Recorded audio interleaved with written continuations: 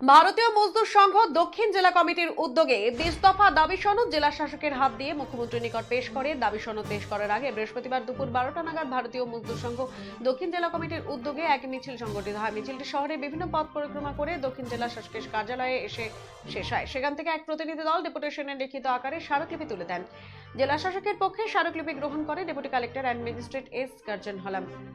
স্মারকলিপিতে উল্লেখিত দাবিগুলি হল ত্রিপুরা রাজ্য সরকারের অধীনস্থ সমস্ত সরকারি কর্মচারীদের বকেয়া 26% ডিএ অবিলম্বে প্রদান করা এবং ডাই ইন হার্নেস চাকরির ক্ষেত্রে 50 বছরের ঊর্ধ্বে কোনো কর্মচারীর মৃত্যু হলে পূর্বের নিয়মে সে মৃত কর্মচারীর পরিবারের কোনো যোগ্য প্রার্থীকে সরকারি চাকরির সুযোগ প্রদান করা, আশাকর্মী, অঙ্গনওয়াড়ি কর্মী এবং সহায়িকাদের তাদের সম্মানিক ভাতা, অবসরকালীন ভাতা বৃদ্ধি করা, রাজ্যের পরিবহন শ্রমিক কল্যাণ বোর্ড গঠন করা এবং চা শ্রমিকদের ন্যূনতম মজুরি 450 টাকা করা, পরিবহন সেক্টরে যানবাহনের বীমা 50% হ্রাস করা, সেই দাবিগুলো সহ আরও অন্যান্য দাবি নিয়ে এদিন তারা এই ডেপুটেশন জমা দেয়।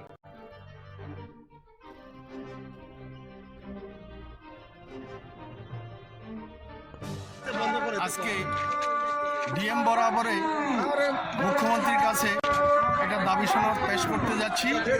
সে দাবিতে 20টা দাবি আছে। অর্গানাইজ সেক্টরের আছে 9টা দাবি এবং আনঅর্গানাইজ সেক্টরের আছে 11টা দাবি। এই 20টা দাবির মধ্যে সরকারি কর্মচারীদের অর্থাৎ অর্গানাইজ সেক্টরে ডিএ থেকে আরও প্রাসঙ্গিক বিভিন্ন সুযোগ সুবিধা নিয়ে 9টা দাবি এবং